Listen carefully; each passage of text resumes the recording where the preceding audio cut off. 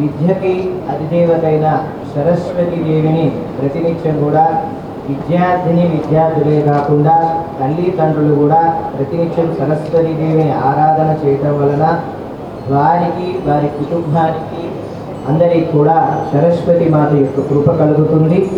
అయితే సరస్వతి దేవి అనుగ్రహం కలగాలి అంటే శ్రద్ధతో భక్తితో వినయపూర్వకంగా అమ్మవారిని ఆరాధిస్తే వారికి అమ్మవారి యొక్క అనుగ్రహం కలుగుతుందన్నమాట.